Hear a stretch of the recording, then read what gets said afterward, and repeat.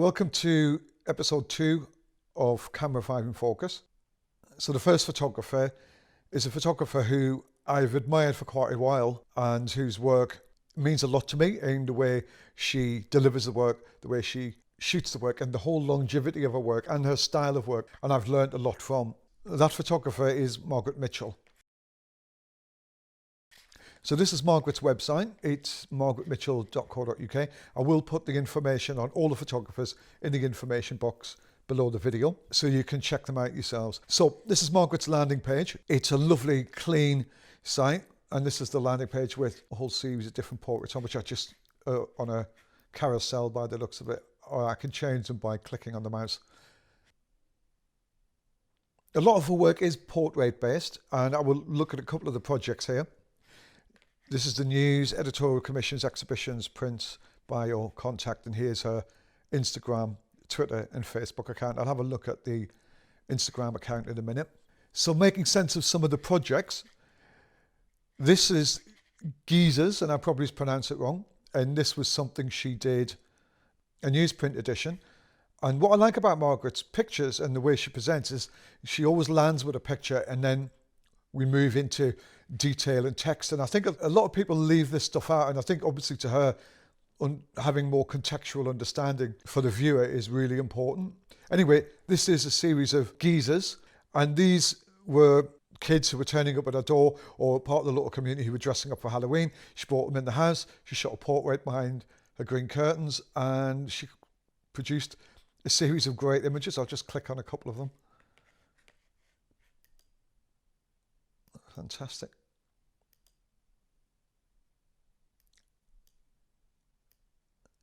So this, I think, was put on hold last November, in November 2020 because of COVID. But I think it must be ongoing. Here's a little Vimeo video. She does have a lot of multimedia. So it's a lovely little novel idea. It just shows what you can do from your own home and just getting a theme and moving with it and going with it and just trying it, but also consistency in the shooting. Sort of same lens, same positioning, give it some continuity, and then each picture will relate to each other. The interesting set she's got is a set of images and stories about her sister's kids. And I may be wrong, but when I think she did the family, she was just coming out of university, and you can see the style of imagery was very much that period. When you look at the other parts of her work, you can see how she's evolved her photography, even though I love this style, but she's evolved it into a more contemporary style of such. But this hasn't dated by any standard. And that's just my view, and I'm just talking off the cuff. So insight into this was shot in 1994. This was her sister's household with her children. She was a single mother and she was bringing up the children. I don't know the ins and outs of it all. I'm just talking off the surface. Here is some insight which you can read and get into. Here's some further reading. I do love the way she gives you accessibility to the information. Some of the pictures are just fantastic. I mean, in fact, all of them are. It's just really great depiction of family living in a council flat, showing what you can do, just what's on your doorstep. And I can see that 90s style in it. It's just beautiful. I get something like a Paul Rees sort of feel to this. Correct me if I'm wrong, please. It's fine. It's just my quick opinion. Her sister sadly passed away. Margaret picks up the story some years later with In This Place, and these are focusing on her siblings' children. So here's the insight into the project, and it's like 20 years after the first family project. The work revisits my sister's 3 children, Steve and Kelly and Chick, and updates a story from where their lives have taken them into adulthood. You can see her style is just like totally evolved, and actually quite, there's a sort of emptiness about these pictures, and again she's bringing text in. It's almost like there's a mourning of loss still going on in the pictures, that emptiness, that void which was taken away when her sister passed away and their mother. And I think it's a lovely continuation and the development of it. And it's definitely worth investigating and looking at it. And I think here somewhere, there's definitely some multimedia. And could be there printing online. Yeah. Oh no, that's just... Yeah, I think there is. Yes, so here's the videos. And this will give you further insight, and in her words as well. And actually, these are snippets from a bigger one, I think, and they might be snippets of the 8-minute one. I don't know. I'll have to check. But yeah, the longer video that brings both projects together. So it's quite. These are snippets from In This Place, and that's more of an insight into the family and In This Place. Now, I think about 2 years ago, she picked up on it again, and I think, again, following that sort of void of life almost, and this is the third part of it, which is into absence. It'd be interesting. I'm not familiar with this, and I'm really interested in going into it and see how she develops this.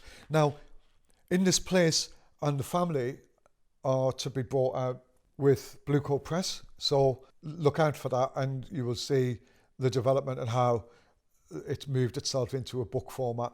And you should, I'll put it on the camera website, on the camera Twitter page when it comes out.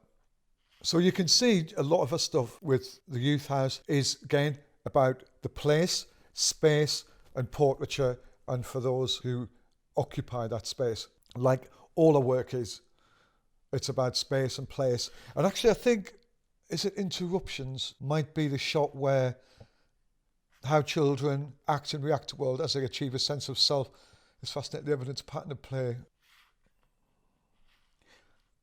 Also, with that in mind, I think, is it the Eastern Wood, which is children and teenagers from the Eastern Wood, a small hamlet of farmhouses, which are now mostly residential in nature. So again, it's about space, people within the space. It's quite a confined thing. She looks at confined spaces and in terms of and who occupies them.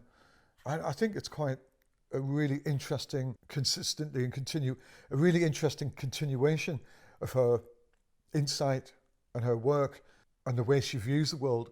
Her Instagram, if you go onto her Instagram account,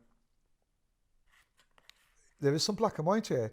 And I think, and I'm not sure, and I think, as she's saying here, this predates the family. I can't see the date. Here's the back of the house. So I'm not unsure of that, but she does mention background to the work from my up-and-coming book Passage with Blue Coat. And so it's happening. And this that wasn't that long ago.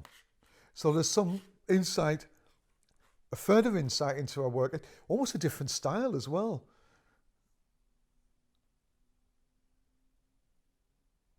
Again, the portrait. I love this shot.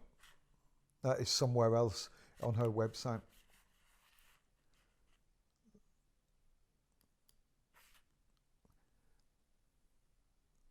You can see she's a really strong portrait photographer. She's so consistent. And have a look at that. What's this? 30 days of lockdown. I was asked over Twitter to post 7 days of my life in pictures. No people, no text, but well, I have to have people in mind, so I decided to post 7 days of people I've photographed that inspire me. Interesting. One thing I've questioned about Margaret's work when I've looked at it, and because for me her work predominantly, when I got to know it, was about her sister's family and the way she documented, and obviously, and the journey of it with the family in this place and now the absence. I've just wondered where Margaret fits into this and how maybe the children see her and her nephews and nieces and their children. How do they view Margaret visually and her role in their life? And I would love, I may find something like that if I dig a bit deeper in this, but I'm just wondering if there's a way of Margaret being part of this somehow, in terms of the way she is documented, in the way she's documented it through the eyes of her family. Just something to play on in my head. And I'm going to talk to you about that one day. So yeah, her bio, insight into who she's about, what she's about, exhibitions and reviews, lots of, this website's packed full of stuff. So Margaret Mitchell, great photographer. There's a links. I'll put the link for a website. Check her out. If you're a portrait photographer and you're practicing your craft, just check out Margaret's. Look at the way she's working. Think about how your work travels with the stories and the way you take on projects, and look at the style, look at the consistency in how she shoots, look at the way she choreographs the people, look at how she uses light, available light. It's wonderful, and you can learn a lot from it. The second photographer, Mohamed Hassan. Now, when I went to his site, I was quite surprised, because I was surprised that he's got such beautiful portraits, which is no disrespect to him, but in my head, I always thought Mohamed was a landscape photographer. So I was pleasantly surprised when I saw this array of portraits. And some of them are spectacular. This is just beautiful. I think this was in Egypt. I looked at some text afterwards when I found this, and I was quite intrigued by this shot. And I think this was shot in Egypt. I may be wrong. Mohamed may want to come on to the YouTube chat and put me right. But he's got a lovely style. He's got a nice commercial style as well. A nice contemporary commercial style. Almost documentary in a sense, if that makes any sense to you. And some mix of studio work. And it's interesting when you look at this work, how to make sense of a narrative within it and how it all fits together. And I think that's what's important about websites, is that, yeah, it's great having landing pages with lots of things on it, but where do they come together to make narratives? And I think sometimes when people put them all on one page and they don't put some narrative storylines underneath this, because normally these landing pages are the best of. He's got an amazing array of pictures, but I want to get to something. That's why I'm bringing that up, because I looked into some of his work a bit later and a lot of it made sense. I think this is amazing. I actually got a shock when I saw it. I did think he was a landscape photographer. So I was pleasantly surprised. I'm just going to go back up to the top. And why I'm say landscape photographer, because you see some of his landscape work, it's beautiful. And stuff like that, which always catches my eye. Stuff like this, which caught my eye on Instagram, and like beautiful. Look at that, it's superb. I'll just see if I can bring that up a little bit.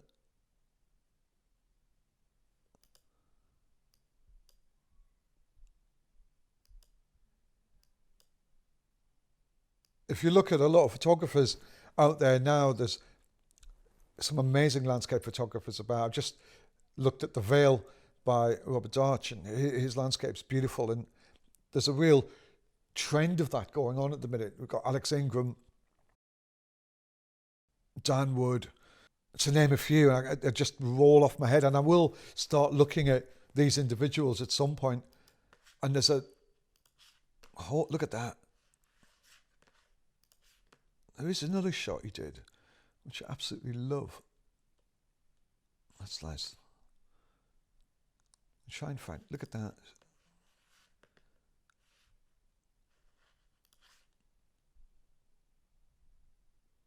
But there's a lot of really skilled landscape photographers out there at the minute.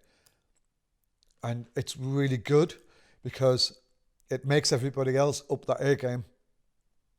Because you just got to be on the money with it. You can't mess around. There's some really good stuff here. I may not find a shot. I think that could be it. It's amazing. Really beautiful. Looks so easy, but it's not. It really does. Don't know if he had a graduating filter on there. I'm not really sure. Regardless, it's beautiful. Absolutely beautiful. Yeah, that might be it. Stunning. And it makes this look so easy. You have to be there. You've got to be there at a certain time of day. You've got to be looking for the light. You've got to be looking for it. And it's superb. And just finding out he's got all these amazing portraits as well. I'm really sort of feel justified on wanting to profile Mohamed. This is fine art prints. Really cheap as well, how you're not knocking these out through the doors. And spread this around. If anybody wants any landscape prints, get onto Mohamed's website. So you've got travel. It's probably Egypt, I think, or somewhere like that. Yeah, probably Egypt. His blog, which I'll have a look at in a minute. His bio, let's have a look. Nice field camera. 2018 Taylor Wessing Photographic Prize. So he's doing good. He's got some nice stuff up there. Some nice accolades and some good exhibitions. And he's sort of building on his legacy, his contact. And now the projects.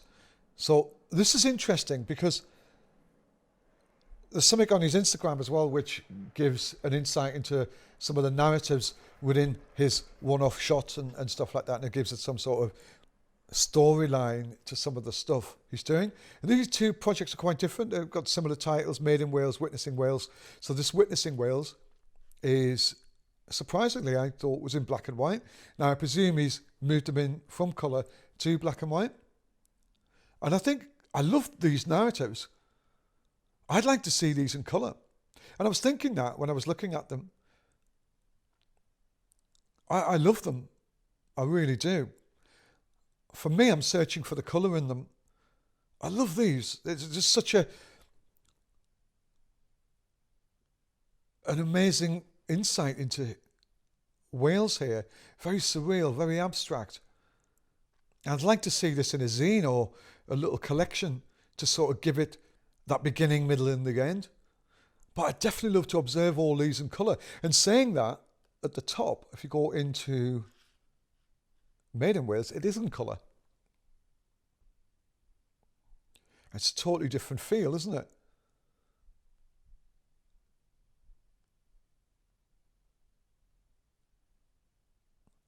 For me, the strength of some of his work is the colour. He's very good at design, he's very good at composition, like you can see. He gets it, he understands it. I'd love to see more like that, something like that Made in Wales in colour, or Witnessing Wales in colour, because I think combining these two projects, there's definitely something really interesting there. And I should be looking at his shop and where to buy his book. Definitely something there. But this is just my view. I'm talking off the cuff. This is what I do. If anybody wants to argue, fine. I'll welcome that. For me, it's all about getting Mohamed's name out there. You can argue with me all day. It's great. Or debate, maybe I say. I'm not really into arguing.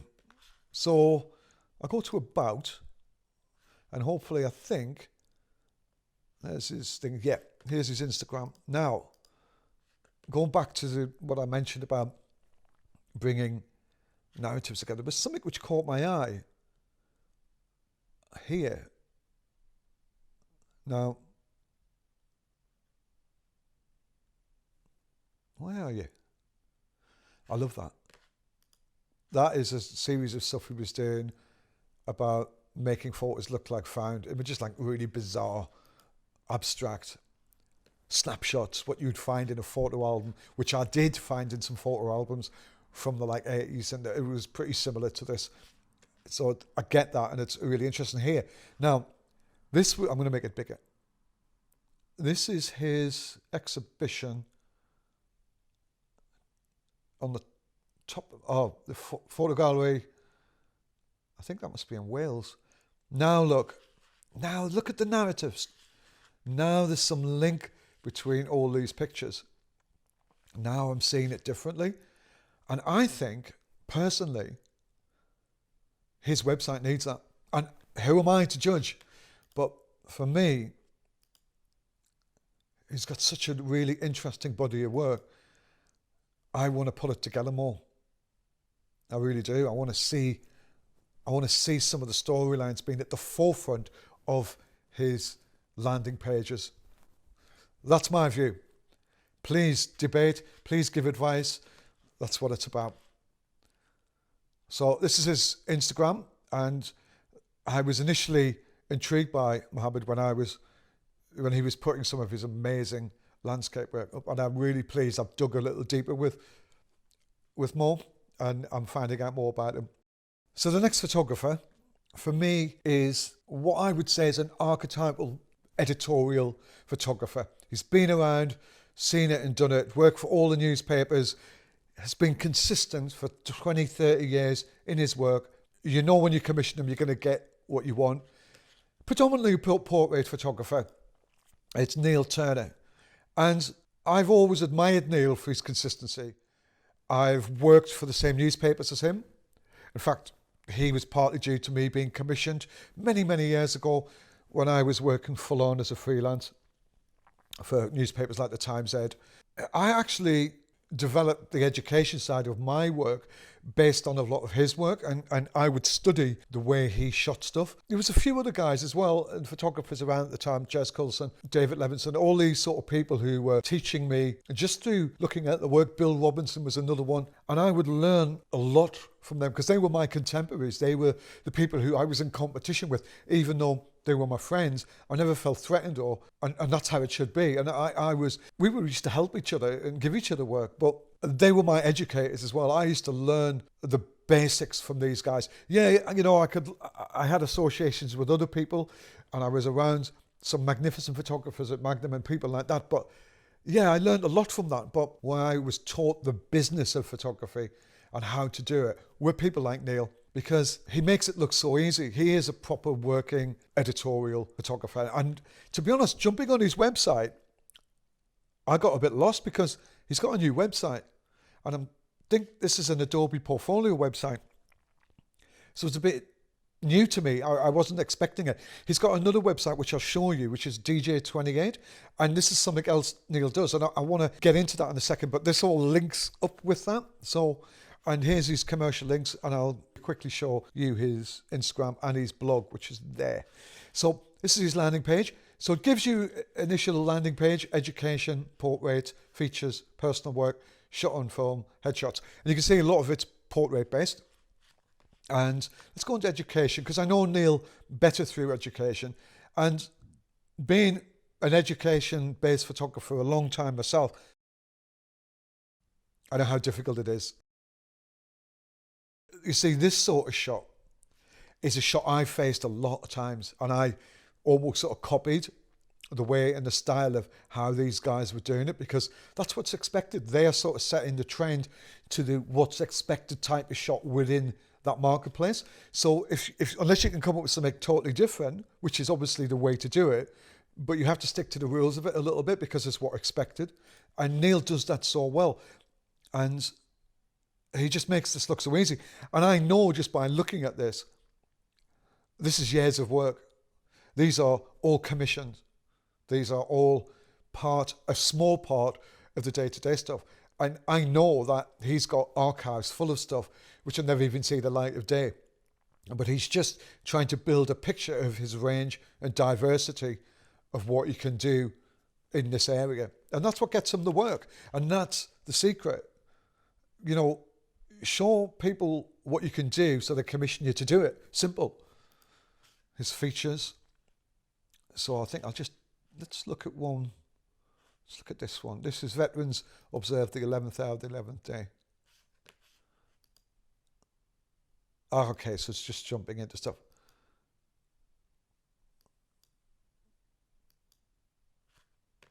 I find a lot of similarities with Neil's work and my work, probably because I've studied his work quite a lot in terms of the commercial work, and going to his portraits, what he does well, which I have tried to do and I failed at it, and I tried and tried and tried, is this sort of style.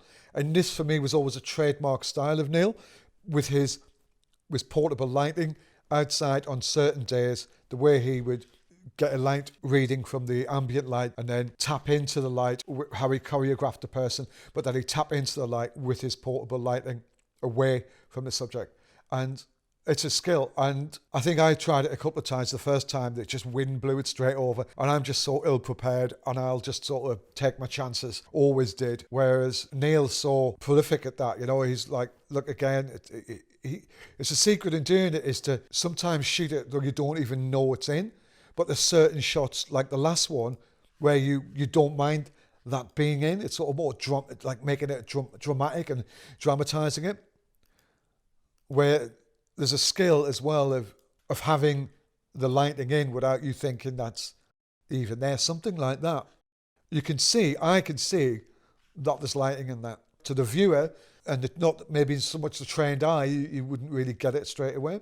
But I can probably definitely guarantee there is light in there. Possibly at its very least there's a reflector in there. You can see on the light. But beautiful, he does a job, he does it well. He knows what he's doing. There's another shot with that lighting. And honestly, for those of you who shoot with these portable lighting, you know how easy it is to mess it up. So he's got a skill, he's got a knack, he's got a way of doing it. And that's what keeps him in the business. So we got headshots now. Headshots, I presume, I haven't seen this. This is the corporate world. Now, I spent myself, I'm reflecting on myself here because I see a lot of myself in Neil, and I know his market and I know where he's at. For these shots look so easy, but when you got 5 minutes to shoot a CEO, regional executive board member, and you've got 5 minutes in the corner of a room in Holborn, and you've got to get it right. And I'll tell you what, shooting glasses, how he does that. And you've got the lightings up there. How he's not getting reflections was always the bane of my life. But these shots, this is what brings the money in. This is, you keep doing these, this is what will bring your bread and butter money in. And under no part of your imagination think that this is simple. And if you've never done it, learn it, teach yourself it, because there's a certain way of doing it, but it's the time frame you have to do it in, the consistency. And you get a phone call, you go into a shoot, and you've got 300 of these to do in 2 days. Try that one. So anyway, yeah, that's a really interesting insight into Neil, his work, a little bit through me as well. And here's his blog. Now, there's another side to Neil, and he's a complete techno geek, if that's a word, a respectful word to use for Neil. And this looks like it's on a WordPress site, but he does this DJ28.com, and he's really good for technical stuff. He's really into looking at the technical side and equipment and technology and stuff, and things like Adobe Raw, and he's been really helpful to a lot of people on the technical side, software, programs, and all of that sort of stuff. And you should check him out. And he's a really good person with sort of knowledge to talk about workflow management and all of that stuff. And yeah, check his stuff out. He's really handy at things like that. And yeah, so here's some of the links from friends and stuff like that. Some of his blogs, postings there on per date, links to his Twitter feed. And then let's go back to his website, and we'll just go straight onto his Instagram.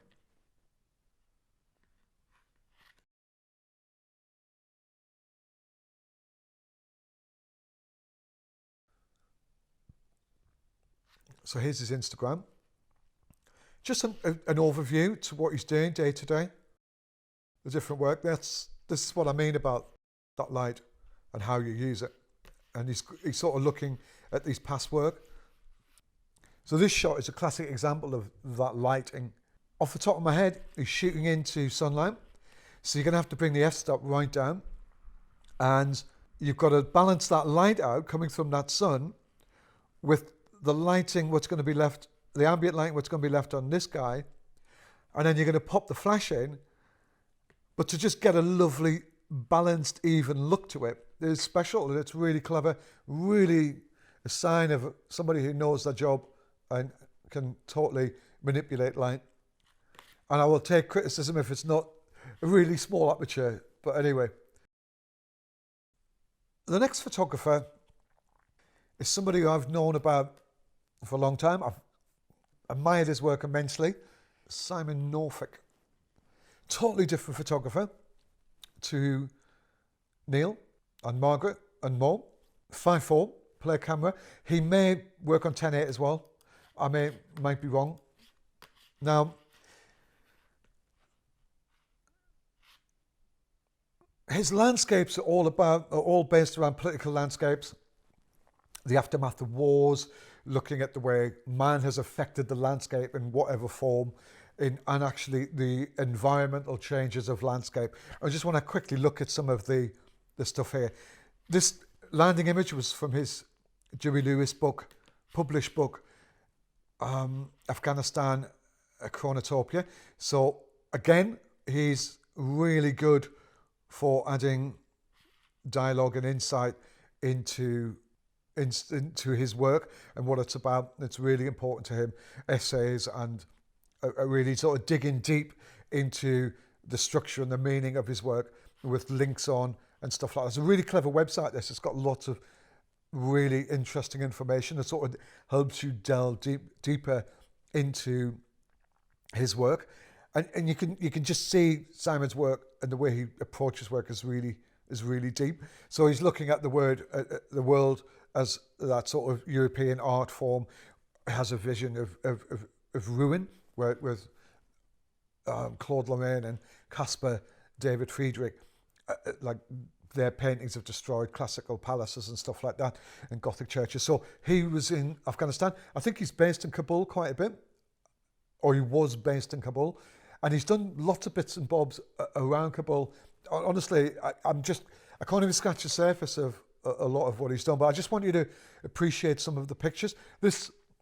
When I first saw this picture, I was like, wow. I know he went in to Kabul and the area after the war and the invasion and just came out with stuff like this. For me at the time, it was sort of groundbreaking. It was amazing.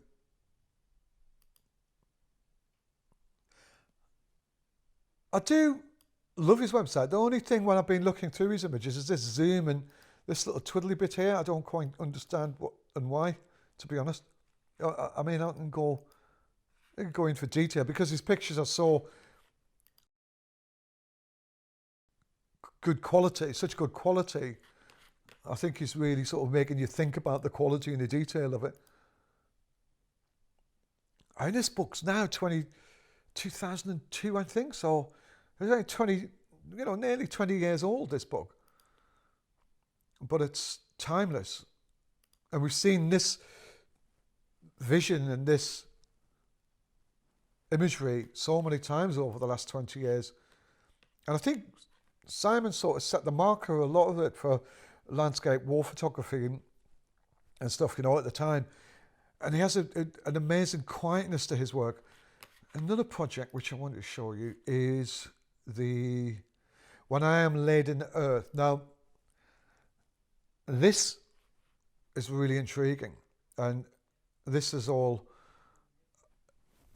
I think it might be ongoing, this. I'm not really sure, but this was about the environmental impact on the world, and he was commissioned by, I think, Project Pressure. And then he sort of developed like markers and elements within the landscape to show the decline of glaciers and stuff. And this, for example, Now, using that zoom thing again, I think this was superimposed on, but it's a marker to show the recedence or the way glaciers receded in a sort of like 20 years or whatever. But he does show a good insight information. So that's about it, the Lewis Glacier. So there is great insight into it. And you can see here, if I click off that, and then I go down here, there's a video. Wow. And this is Simon at work. Wow.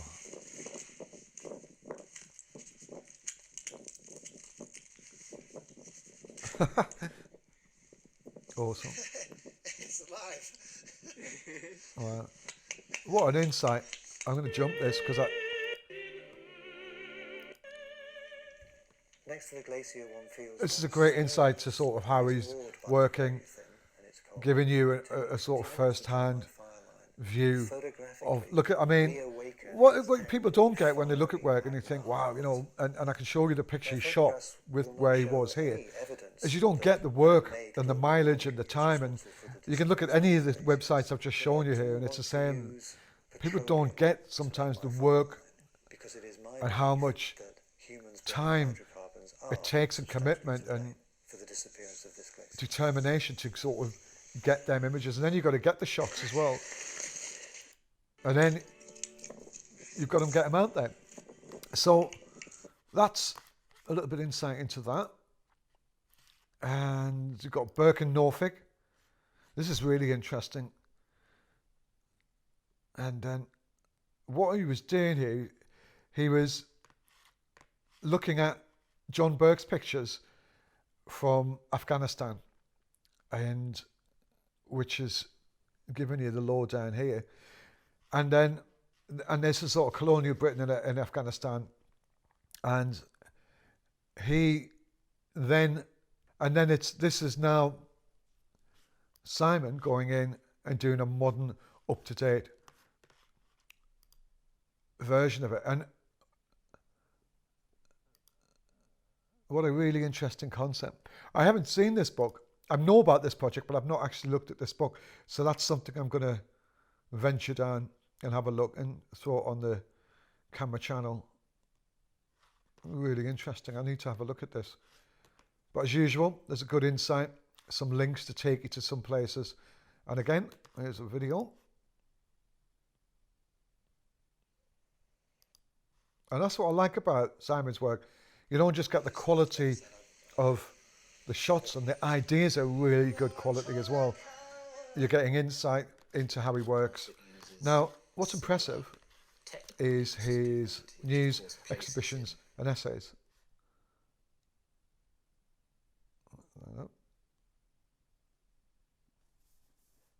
And this is his printed work, tear sheets and everything. And go back. What is impressive is his CV. So, lives in Hove and Kabul. So these are solo exhibitions, selected group exhibitions, international prizes, awards, collections, commissions, monographs, editorial commissions, other editorials selected. So it's quite a hefty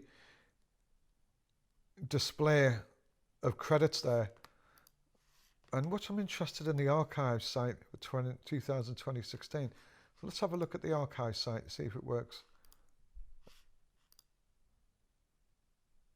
Yep, can't do that, as some of you and many of you may be running across this as well. So I don't really know how to get into that. But what I'll do is I'm going to jump back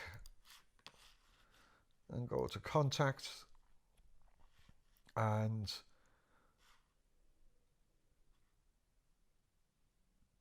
I'll have a look at his Instagram account.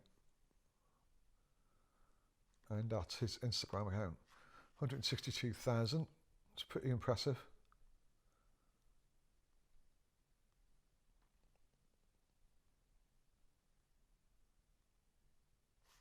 I presume some of this is just, I presume some of this is just mobile phone footage.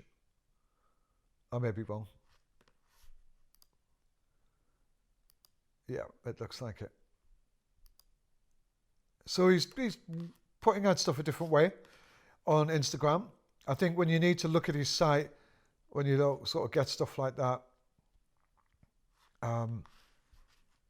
you don't really get a good understanding of it on here. You need to go and have a look at the website and check us out. I'm pleased to have included Simon. I've always liked Simon's work, and he's somebody I really want to feature on the YouTube channel. And I just wanted to showcase his work and let more people know about him, because you do need to dig in to his website and look at that. Wow. There's all sorts of stuff he's done. I think he's done some stuff on the space agencies and NASA and stuff like that. I couldn't find it. It might have been in the archive side of his website, which I couldn't find due to Flash. So yeah, anyway, wanted to showcase Simon and go and check his work out. Next photographer, and last but not least, and I'm going to pronounce her name wrong, is Gisela Szlatoszlavek. Now, I know she's going to go, that's not how you pronounce it, but everybody looking at that, you can decide. Gisela, I know that's right, Zlatoslavic, or Zlatoslavic. Anyway, that golden mile. Now, strange but true, she hasn't got a website, and that surprised me because I love some of her work. So she's just got this Instagram site, and I think some of the work's fantastic. She is based up in the Northwest. She does a lot of predominant work in Blackpool, but there are a few other images around Rochdale and other parts of the Northwest. And I think some of them are great. I love the fact that she's, again, consistent looking at the same place. I think she's got some great shots. She's just featured, and I'll just scroll down there, in the new F8 documentary, Volume 1, which is published by Fistful of Books, which I've got, and I will do a little review on very, very soon. So let's have a quick look. Yeah, so she does a lot of work, as I said, in Blackpool, classic sort of henny, staggy type scenes, street photography, a little technical stuff on her black and white.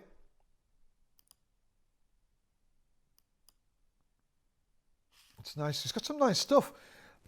And I'll show you a couple of my favourite shots. I think you should give her a like. She's pursuing something and working at it and just trying to figure it out. Still working, figure it out. And that's half the battle, figuring it out. Get a camera, get a lens, decide the sort of format you're going to shoot on, and then go and figure it all out and figure out the storyline. It's one of my favourite shots. I love it. That's in Appleby in Westmoreland.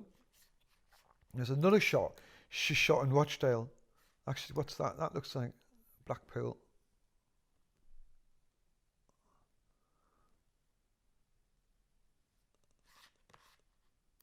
There's a shot. Little things like this sort of stuff. This is where I know she's quite a good photographer when I see stuff like this, because of the design elements and the way she's seeing the way people are working within the context of the shapes and the leading lines and the thirds of the whole different planes of the shot, and she's using and seeing these people perfectly. And I can tell when I see shots like that within photographers' work, they're getting it, they're figuring it out, and they're really pursuing and trying to work out the design and stuff like this.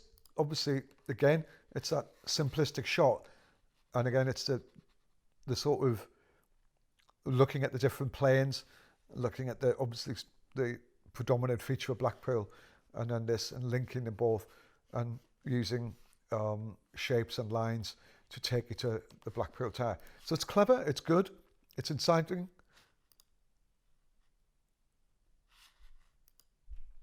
And I think it's great. And I think she must be learning so much about Blackpool. She must be learning so much about British culture, and be interesting seeing it from a perspective of coming to Britain to do this. And just, I find it really intriguing that she's documenting and seeing what's in front of her, and she can only but learn from it. And you can see she's trying different formats, and she's trying different cameras, and that's what you need to do. Here's really, what's this? Forever Butland Land. Awesome. So she's looking at the working classes in leisure in Blackpool. It's great. I think you should check her work out. I love it. And I think we should all be doing stuff like this, all looking continuation of our outside environment and the way we see the world in front of us, in front of our doorstep. And it might educate us on stuff and seeing what we're missing. And I love this dog series. Really good vision. Help her out. Get on her Instagram. Give her a follow. That's really good. Oh, I love it. Really clever. Really nice. Get on her Instagram. Give her a follow. Hopefully, we'll get all of this into a website at some point and show it in a sort of narrative format of what it's all about, and putting all its strengths together and really showing the wide range of work she's doing on her local community. Well done. Thank you for listening. Thank you for subscribing. Please share these videos. Please share the photographers. Learn from the photographers. Help each other. Share photography and be safe. Thank you. We are floored, we are bound down. See us, careless corpse. See us, steal the dawn. We are storm.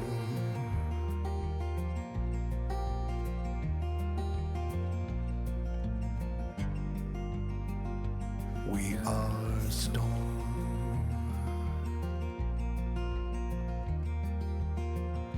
See us born, see us wind down, see us fly